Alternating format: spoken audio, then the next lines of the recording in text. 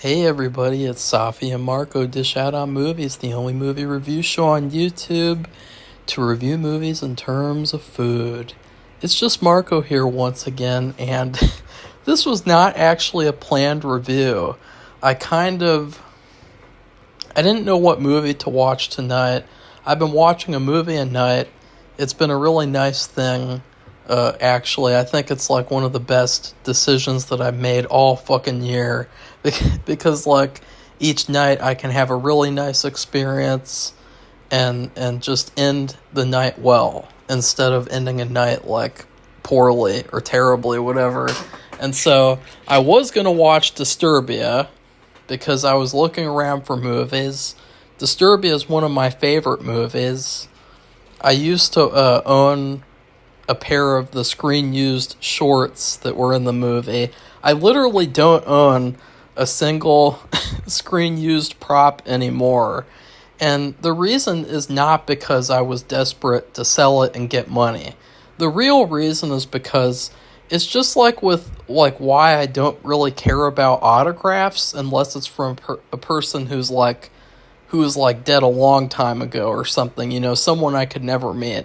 The reason I don't like autographs is because I prefer to get a picture with the person and to actually remember it that way because it's visual and it's like you're remembering it when you look at the picture.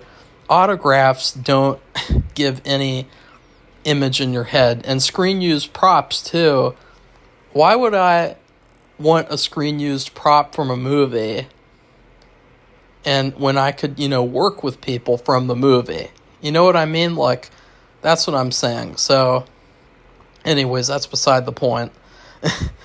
I was like, what do I watch? And then I thought about, I did a random wheel decide, and it said to watch a movie you haven't picked yet. And so then I went on Tubi, was really looking for a good horror movie, and I saw this movie a month or so ago, and I was debating on whether or not to review it.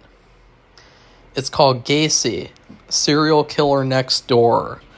And honestly, the guy who they got to play Gacy, he looks pretty good, as the character in some shots, and some of the wardrobes they got him, and the way they styled his hair. They did a pretty good job with that. And so I was kind of excited to watch this movie, even though, we've seen millions of Gacy movies, millions of Dahmer movies, millions of, all these serial killer movies. It's so stupid to see all these. It's like every single year a new one has to come out. It's got to have the same old story over and over again. Well, this one, funnily enough, I did not know this is what it was going to be. Why is a little hair keep getting in my mouth? But this was actually essentially a Rear Window knockoff with Gacy as the bad guy. And so it was funny. I wanted to watch Disturbia, and then I go over and watch this movie, which is another kind of Rear Window takeoff. If you guys don't know, Disturbia is also a Rear Window story. In fact, I really highly recommend Disturbia. I mean, I would love to do a review of that right now. I could literally do an hour-long review of that movie without even watching it again because I love it so much. But anyways, this movie, however, oh, wow. There are some good things about it, and there are some bad things about it. The good things are, this is a really competently made movie. It really feels like a movie, and, there's a lot of lower-budget movies. They don't feel like real movies. They feel like experiments. They feel like they're vlogs, for YouTube, the Amityville Bigfoot and stuff like that. They don't feel like they have any artistic value to them. They don't feel like they have any style or any sort of vision behind it, like a creative vision. And this movie at least felt like the guy who made it, he had a vision, and he made a real movie. The problem is, a lot of the acting is really, really bad. And a lot of the writing is even worse. And I wrote down a ton of lines. So John Wayne Gacy and his mom... In fact, I'm just going to call him John from now on. And you guys will know who I'm talking about, you know. So John and his mom are in front of his new house where he moves in across from this family that never existed in real life. Which, by the way, I think this movie is a little insulting to how he was actually caught. Because, I don't know, it seems like it's also like a Goosebumps type of story. It reminded me a lot of like The Girl Who Cried Monster, if you guys ever saw that one. But he's like, thanks, Mama, you know, as in thanks for the house. And she's like, thankfully your dad died and he had money saved away. And then the mom, she says, you didn't kill your father, John. It was cirrhosis of the liver. The doctors even told us alcohol killed your father. And it's like, with that line, to me, it felt like the writer thought that the audience was so stupid that they didn't know what cirrhosis of the liver was. So he had to over-explain and say, you know, he died of cirrhosis of the liver. The doctors even said it was because of alcohol. And then John is hiring a young boy so he can come over and get fucked up. And he says, I'll pay you $4 if you promise to work twice as hard as you usually do. And then he follows that up by, I want to see you sweat. It's just stupid as shit. I mean, you really think that John Wayne Gacy talked like that in real life? You really think that, like, he was such a weirdo? I mean, these are weird things to say to people. That is one of the top tropes of a bad movie, is dialogue that sounds like you wouldn't say that in real life. Like, there are a lot of funny lines in movies, like just lines that are really quirky or peculiar, but if they sound really unnatural, it really takes you out of the movie. And honestly, like, if the guy who made this movie, if he wrote a better script and he directed a little bit better with the actors, and he really got them to shape up, this wouldn't be a half-bad movie. You know, like, I don't think it's one of the worst things I've ever seen. And that surprised me, because I thought it was going to be really, really, really bad. And instead it was just really bad. So, okay. And then Evan Peters' dad, you know, the main kid in this movie, he looks a lot like Evan Peters. Especially like in American Horror Story Season 1, you know, Tate. And his dad is like, now slow down, big boy. He really worked you to the bone today, didn't he? I mean, it's just... Oh, I mean, who I've never heard that before. I've never heard such a thing. I've heard of, like, you're getting to be a big boy, or you're getting to be a grown-up boy, or something like that, but to call your son big boy, like, no, slow down, big boy, and that's how he said it, too. That was, like, the tone of his voice. And you will quickly come to find out, the father in this movie, he is probably the worst actor out of the bunch, because he is so cartoonishly bad. And he continues to not make sense at all. And it's really not his fault, because the script constantly changes his beliefs. It constantly changes to the point of where it's almost like clones. Like, it's like not even the same person. But with every single belief, he always acts the same. So it's just very strange. It doesn't feel natural, any of the turns that he makes in the movie at all. So they're eating dinner, and the set design for this was really, really weird, because they had their dinners, and they had their lemonades and stuff. What was weird, though, was that they had one container of cornbread in the middle of the table. There was more than half of the cornbread that was there, so I don't know why they were like, now slow down, big boy. Because there was a lot of cornbread there. I mean, I couldn't have eaten all of that. I don't even like cornbread very much. I would just eat like a little tiny square. It's okay. It's okay. But then what's really weird is they have that cornbread, and then in the corner of the table, they have this bowl with, I think it was like 12 or 13 lemons that's just randomly sitting out on this table. It's so strange, because it's like, okay, they make lemonade. We get it. They like to make lemonade. They like drinking lemonade. Hopefully not John Wayne Gacy's lemonade, if you know what I mean. But, like, to have this bowl of lemons sitting on the kitchen table was just such an awkward and weird placement that it almost felt like, is this some sort of a joke or something? Like, I really don't get what's going on here.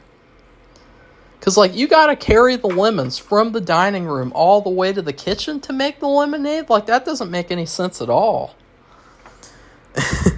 And then, this part was weird, too. My voice has sounded really weird this evening. I'm still recovering from having done the Anton Chigurh voice yesterday, and now I kind of sound like John Wayne Gacy. Oh no! Never mind. No, I don't. But his son, they talked about him eating a lot. But what's weird is he still has food on his plate, and it's like, okay, like, they're not going to eat any of that, right? Because after he leaves, his dad says, are you actually going to leave some food for the rest of us? But, like, wait a second, like, what are they talking about? Like, he has food that's left on his plate. That means that if he had stayed there to eat more, he would have eaten the food that was on his plate. He wouldn't have eaten the food that's, like, in the kitchen sitting out for dinner. Come on, it's just common sense. It's just common sense shit. And now the guy who plays John, he is actually pretty good, but also pretty hilarious too. And but what I really liked about him, and I mean this in all sincerity, is that he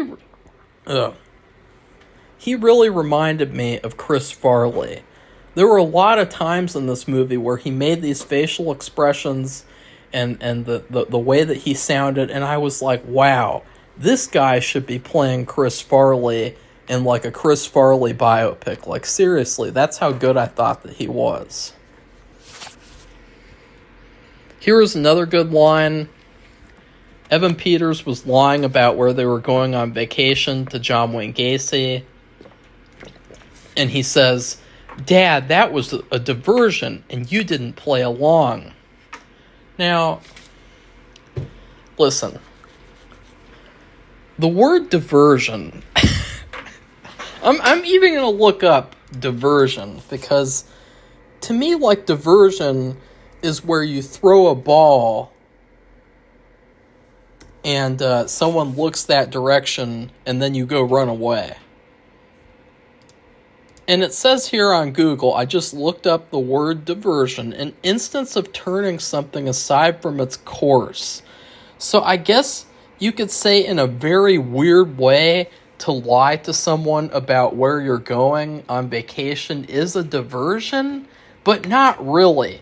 He could have just said, Dad, that was a lie and you didn't play along, or Dad, that was, or here, let me spend a few seconds thinking about this. Dad, I didn't want to tell him where we were going. You were supposed to play along. Something like that. Like, just not, Dad, that was a diversion. That's not a diversion. That's not what a diversion means. And then there was this really funny part where they were walking in town, downtown, and Evan Peters, they got him to wear, and this guy should definitely be Evan Peters' understudy too. That's what I was thinking the whole movie. Like, Evan Peters needs to have this guy around, because the only problem with him is that he doesn't sound like him, but he looks a lot like him. But he wears this outfit that's really funny, because he looks he doesn't really look like a teenager very much. Like, he looks more like a young adult. And the outfit that they have him wear is like an outfit that Martin Short wore in, like, Clifford. If you guys ever saw the really good comedy movie Clifford, like this really childish, like 10-year-old boy outfit with these shorts, and it looks really, really hilarious. So then John Wayne Gacy is picking up a prostitute, and this is a good line. Yeah, I've got money. You'd think I'd go downtown without money? That's just so weird. And then there's this really funny party scene, which this scene was kind of like ripping off in a way, or kind of like taking off of To Catch a Killer, which is the best movie about John Wayne Gacy. I mean, that movie is really, really good. Even though it's like 3 hours long, it's a really suspenseful movie, and I would highly recommend that if you'd like to seriously watch a movie about this guy. Or also, was it Dear Mr. Gacy, the movie about the kid who wrote to him? That was also a good movie, I would say. It was okay, but it was a lot better than this. And kind of sad at the end, of course. But there's this party scene where Evan Peters, he refuses to play along, and he basically calls Pogo the Clown Mr. Gacy. And then he makes this nasty joke. I don't know why he thought this was a good idea, and I don't know why the filmmakers thought it was a good idea for this character who's supposed to be like the hero to make this joke. He said something like, "Hey, John, where's your mom? I saw her in the back of a car with a bunch of clowns." Like, what does that mean? Like, does that mean they're gangbanging her or something? Like, what does that mean? And then John comes up to him and threatens him and whispers in his ear. It's really funny. And then on the sidewalk, he's talking to his friends about how he discovered that John is a killer. And one of the girlfriends says, "You stayed up all night?" And he says, "Sure did." That's another thing, like, really? Kids don't stay up all night? That's not something they've ever done before? And then he says to one of his friends, "If you tell anyone, I'll make sure you never talk again." And then this is probably the funniest, this is the best part of the movie, in my opinion. There's this part where after he's been talking to his friends, John thinks it's a good idea to come walk by him and scowl at him and bump into him so hard that he almost knocks him over. And then he looks back at him 3 or 4 times. But what makes this scene so funny is that it's all in slow motion. It's like a 5-minute scene of like him scowling at this kid, bumping into him, and then looking back at him. He keeps on looking back at him. It was so hilarious. You could clearly tell these were shots that they wanted to put in the trailer. And what do you know? Those are shots that are in the trailer. Because, like, they showed the best stuff, I guess, like, in the trailer, too. All of the highlights. And then, the kid, he says, or no, wait, no. Evan Peters' friends ask him, what's it like to see someone die? And Evan Peters, I don't think he's actually seen someone die at this point. He just thinks that he saw it. It's really weird. But he says, "It's not like the movies. It's really sad." And then there's this random scene where John is in a motel with a victim, and the victim is trying to escape. And then in the background, John is taking a whiz in the bathroom with the door wide open. That was another... And the stuff that John is yelling when he talks to his victims is really funny, too. Like, I know some of it was accurate, like the thing about the handcuffs, and you have to have a key, that's the secret to the trick. But, like, a lot of the other stuff was really, really funny.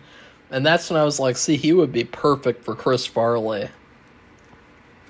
And then, the dad, he's kind of convinced that, oh, maybe John is a bad guy. Maybe he is a killer. But then John comes over, and I'm not kidding, because he is well-dressed, the dad thinks that he is not a killer. So he says, this is when they go on a little rampage about, like, how perfect he is. The mom says, he's president of the JCs. And then the dad says, he works with the Democratic Party.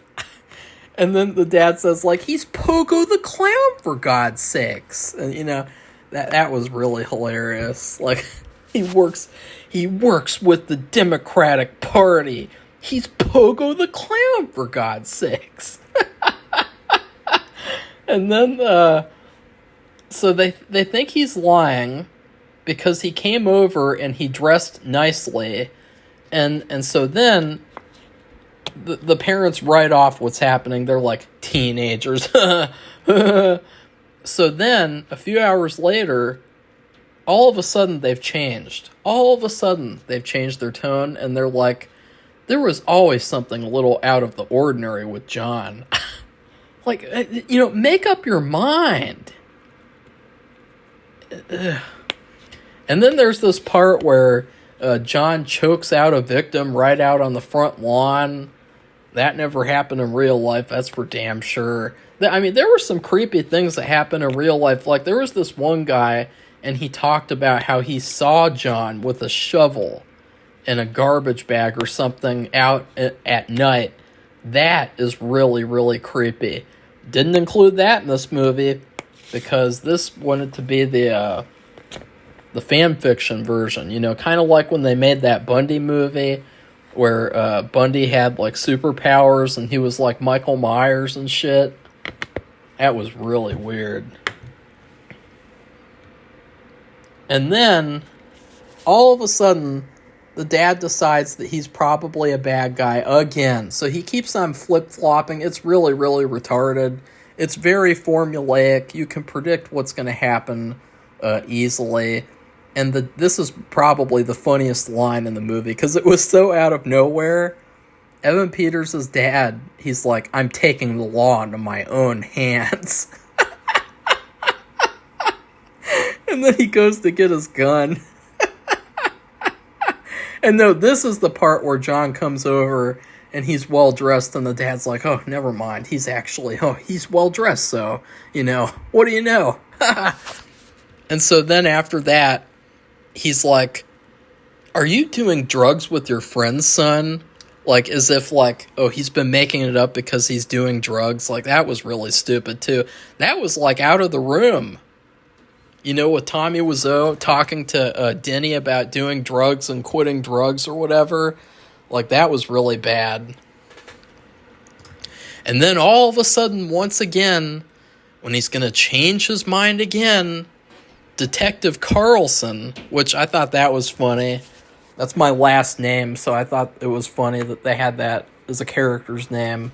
Detective Carlson calls the dad and tells him that he suspects John of a murder. And then as soon as the dad hears that, the dad is immediately like, he was right. And it's like, yeah, no shit. Like, what an idiot. Like, what stupid parents. These are probably dumber parents than the ones in the Goosebumps series. Because at least the ones in the Goosebumps series were consistent, and they weren't, like, flip-flopping back and forth like, oh, he's bad. No, he's good. No, he's bad. And so then the stupid climax part is that Evan Peters gets kidnapped. That never happened in real life. And the dad comes over to rescue him. And there's this weird part where he finds an axe in the crawl space so that he can do like a shining thing. And he puts away his gun and decides to use the axe instead. And then he has to axe down this wall. And when he's axing down the wall, it's like The Shining. It's really, really bizarre. But he saves his son, and John is like, "You are persistent!" And then he runs away and he gets away. But it's like, it was just so weird because, like, the movie doesn't even explain where he goes after that or what he does in this fake made-up story in this universe. And so it's just very weird. Like, it's so stupid. And then you never see him again. All you see is after this whole ordeal, they have this weird uplifting ending scene where the son and the mom and the son reunite, and they're slow motion running up to each other and hugging each other. Very, very weird. That's how that movie ends. I would say this movie was really bad, and it was really hilarious too. I would highly recommend it if you'd like to see a very good bad movie. It wasn't as good as Festival of the Living Dead, because Festival of the Living Dead had Catwoman's giant rear end, and so that made that movie like a million times better. And also because that movie was a lot funnier because it was so bad, and this movie wasn't as bad as that. You know, this movie still felt like a competent movie. It felt like, I hope that the guy who made this movie makes another one that's like good.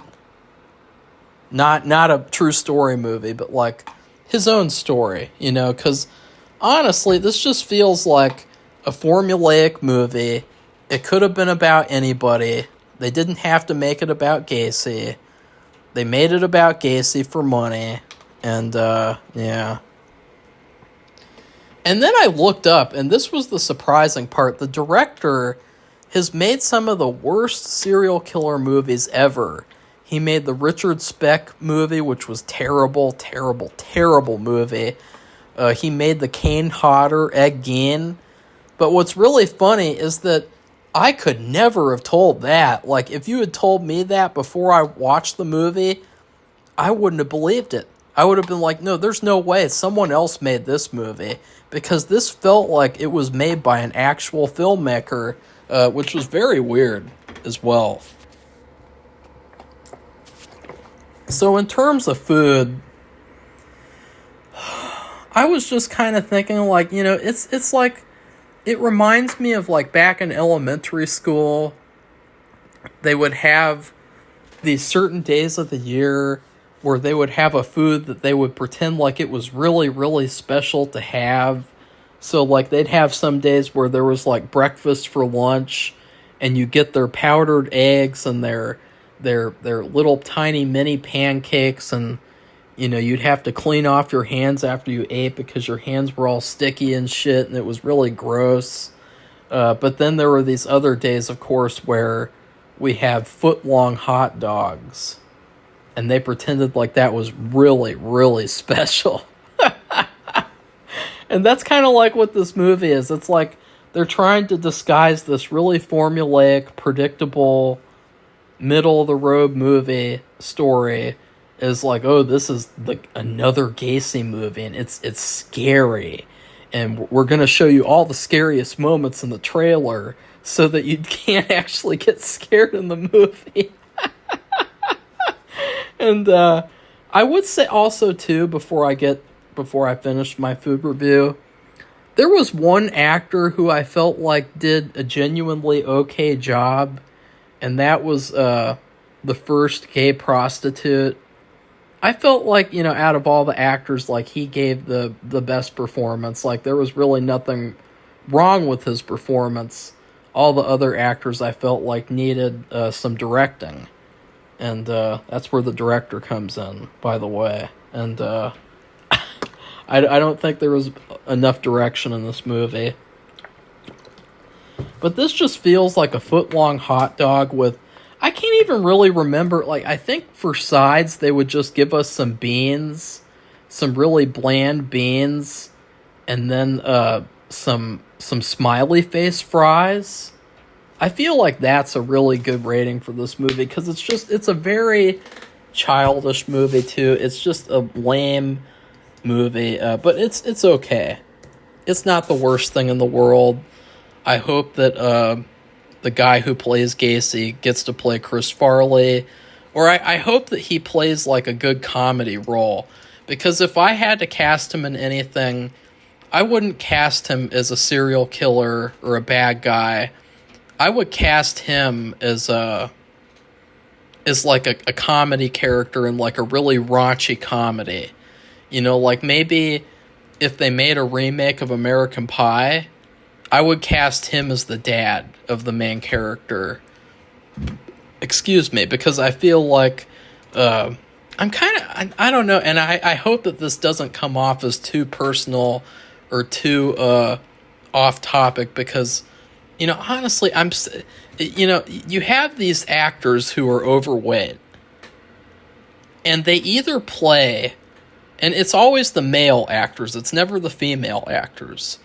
The overweight male actors, they're either forced to play a really creepy, disgusting character who just has no redeeming human qualities at all, or they're forced to play like a joke who's just like a complete side thing, like he's just a complete joke and everything.